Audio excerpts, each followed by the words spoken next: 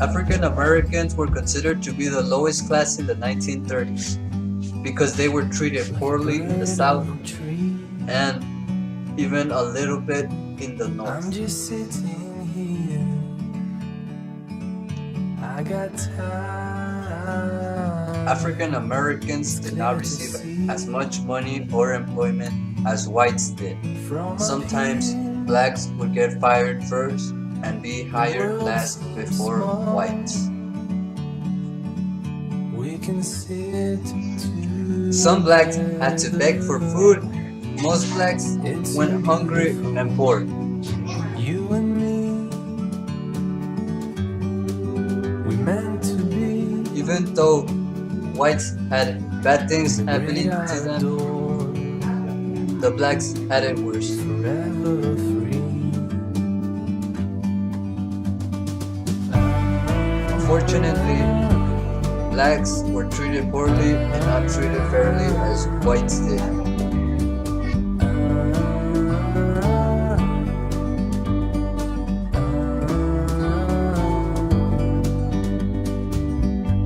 Sometimes you need to go. The lower class consisted of people that were poor and farmers that overextended their money flow and gain. To see the truth around you. Farmers went poor because they had harnessed so much food and no one would buy them. Since then, farmers had struggled with what to do with all the food they had for sale. Unfortunately, people were too poor to buy the food that farmers sell. Poor people in the city from the lower class didn't have enough money to buy food or other important things. Many poor people struggled to find jobs. Even when they got jobs, the jobs they had didn't give them enough money to stay stable.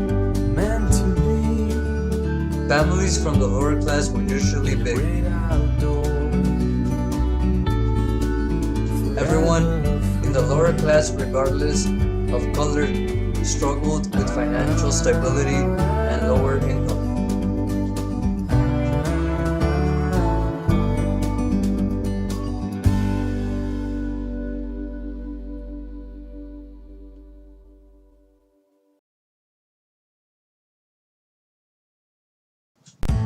According to Nick Bob, in his presentation, Social Classes of the 1930s, he said, the middle class consisted of teachers, lawyers, and architects. Communism had a large impact on these middle class workers. Communism groups convinced the middle class that they were no longer solitary individuals suffering from the failures of capitalism, but belong instead to a vibrant community of like-minded souls, and that they were participants in an international movement larger than themselves.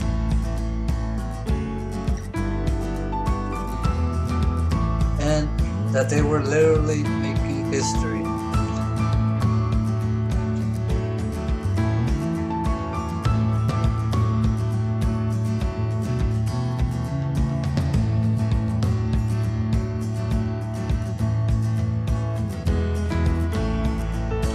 The presentation, Social Classes During the 1930s, by Lauren Haynes, it said that the upper class had good jobs that made good money.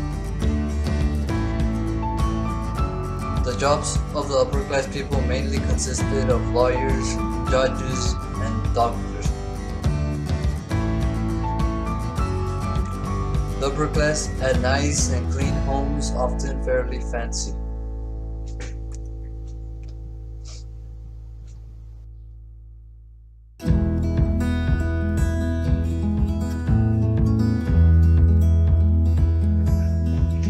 The upper class as a whole retained